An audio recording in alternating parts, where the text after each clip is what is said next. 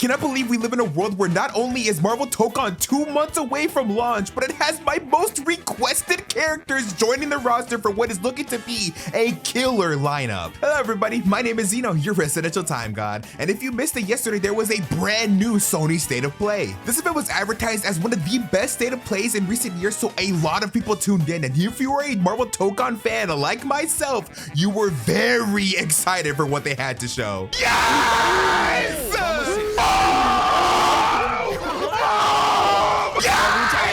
Oh my god!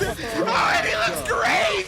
This new trailer showcased so much stuff for not only the characters, but also the story, a new nighttime NYC stage, and of course, Easter eggs on Easter eggs. So why don't we slow things down a bit and break down as much as we can, starting with the very beginning. The trailer begins with a roaring crowd before we get a closer look at more Elders of the Universe. The name is pretty self-explanatory, but the Elders of the Universe are cosmic beings from the Marvel comics that have existed since the dawn of time. Due to their immortality, they all began to focus on their respective obsessions to pass the infinite time. We first see the Collector, whose name of course tells us that he collects artifacts from all across the universe to add to his personal collection. His artifacts can include basic items to actual living beings of life if they're interesting enough to him. Next up, we see this woman with pink skin and white hair, and I believe this to be his daughter Karina from the comics. We bring up the idea of this being his daughter and not another main Elder of the Universe because in the next shot we see the Grandmaster and his daughter, the Voyager. The Grandmaster is the Elder of the Universe that's obsessed with games. His most common is forcing people to fight each other for his amusement. The Voyager is his daughter, and in the comics, one of her most notable feats is essentially gaslighting the Avengers into thinking she was a founding member of the team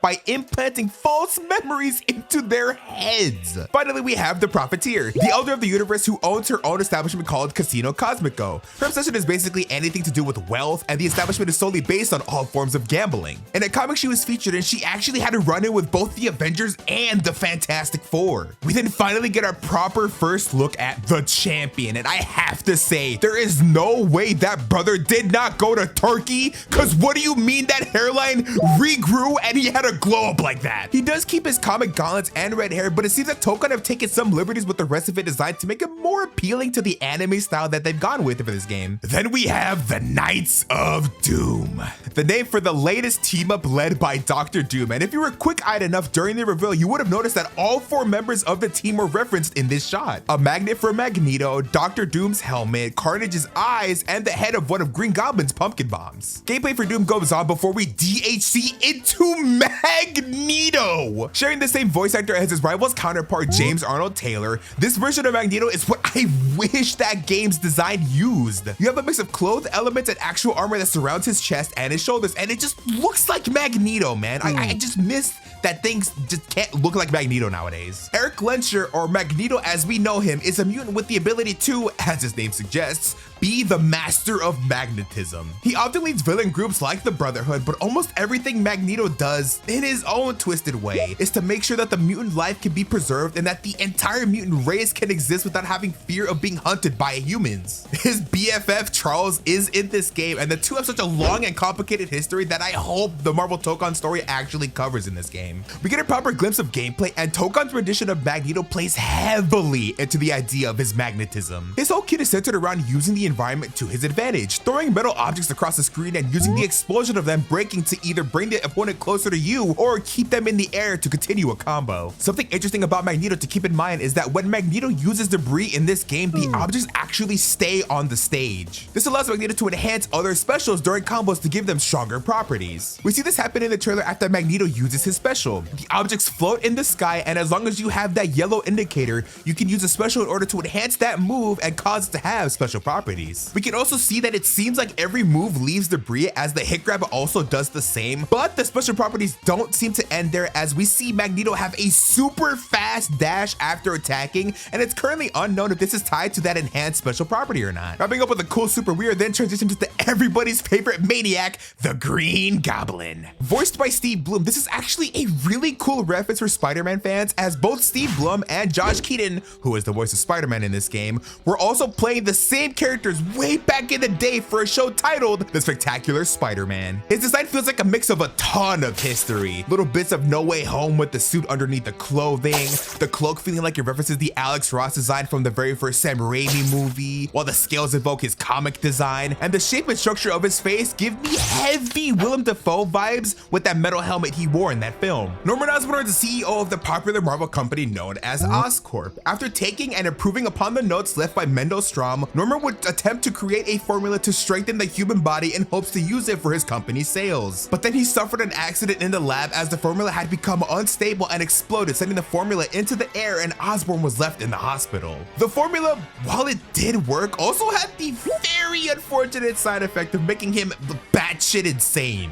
which would then lead him later to create the persona known as Green Goblin. The Green Goblin in Tokon is a very high speed based character, and we get a lot of that in his gameplay. With the use of his glider, he's able to attack super fast, bashing his way through people, razor bats to slice anything in his path, and using rockets and pumpkin bombs to keep the damage coming from any distance. Some cool references in this section are that the Goblin is able to be in the air with his glider or hop off it and call it to attack at any time. During one of these combos, we can see that the Goblin strikes Spider-Man with a finger laser. This laser is actually a really cool reference to the comics and the media, as in the comics, the Goblin calls them his Goblin Sparks. This laser would be referenced in multiple different bits of media, and I'm glad that Tokon found a use for it in this game too. Something to notice is that once Goblin calls his glider to hit Spider-Man, it goes off a screen and comes back, but he stays in that crouched position as it zooms past both of them. Now this could mean many different things. In the comics, after the death of Gwen Stacy, the Goblin does die at the hands of his own glider, and in the Sam Raimi film, a very similar fate happens too.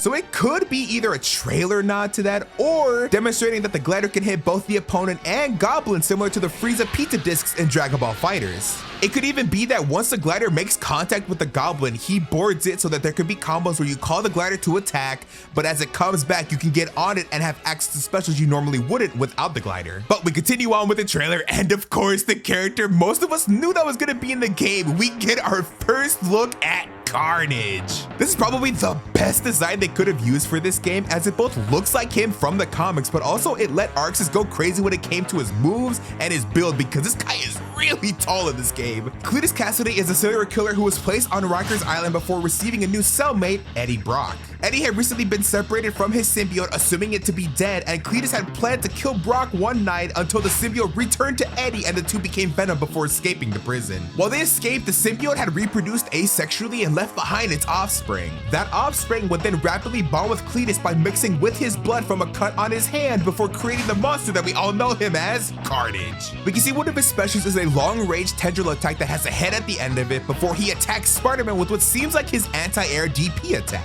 We also see that he performs an aerial leg slash, a sweeping attack, a super long-range hand stab with an extra tendril, and a hand axe, which all seem to be specials he has access to. Now for those with really good eyes, you'll notice that a lot of these moves most likely won't be possible to combo without a certain mechanic Carnage has access to in Tokon. In a PlayStation blog article, we were told that whenever Carnage uses his tendrils to attack, he places the opponent in a symbiote infested state. It said that while infested, Carnage's skills are empowered, allowing him to tear through defenses and drain enemy health even through guards for an overwhelmingly one-sided assaults.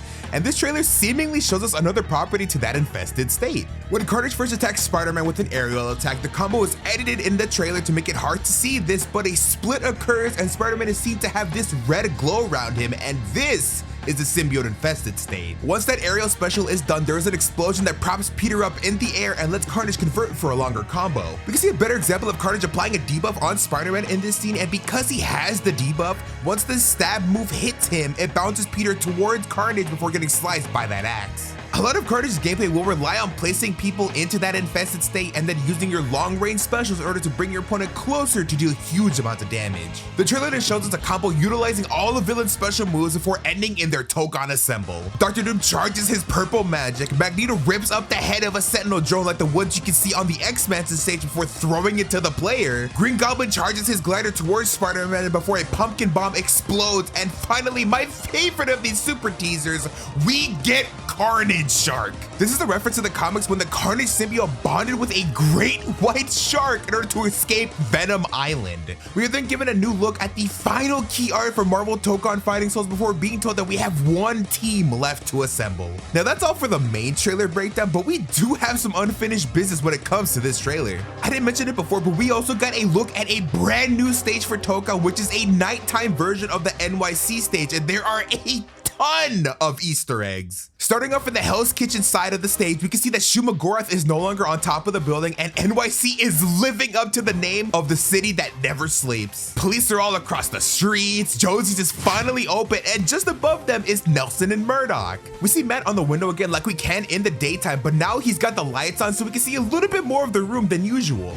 Josie's bar is ripped straight from the comics, and it's nice to see that people in Hell's Kitchen are actually just enjoying themselves and for once not fearing for their lives for like Kingpin or something. Speaking of Matt Murdock and Daredevil, we get our first new background character in Bullseye. He watches the players fight, and I wouldn't be surprised as if the rounds went on, he moved all across the stage. Foggo's gym can also be seen finally opened up. The gym is famous in the comics as this is where Matt Murdock's father, Jack Murdock, initially fought at. We then transition into the middle of the stage, and I am so sorry, She-Hulk fans, but this is not looking good for you right now. We see Jennifer Walters, aka She-Hulk, in her business uniform as she is actively protecting Mary Jane from harm. MJ is wearing a white shirt with a Spider-Man heart on it, a nod to the infamous cover art drawn by J. Scott Campbell. Advertisements for the Challenge of the Champion are now shown on display, along with the promoter walking around and waving, kind of just, you know, being like the eye candy for the tournament. We then get to see Kingpin's limo parked right outside of the Omega Theater, which is kind of funny because right now Luna Snow is currently performing her new show called Ice and Shadow. Luna Snow being the mobile game original character back in Marvel Future Fight before she was retroactively put into the comics, and then of course her most popular appearance, which was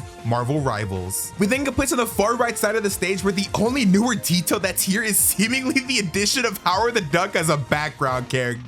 I'm so sorry, SSK, but I don't think your goat's making it in. Well, he's a duck, but you know what I mean. And that, my fellow Tokon enjoyers, is seemingly everything I could gather from this latest trailer for Marvel Tokon Fighting Souls. Did I miss anything? What were some of your favorite details or references? Please let me know in the comments down below, and be sure to like and subscribe as we are getting closer and closer to this game's launch. But until next time, this has been Zeno, your residential time god, signing off.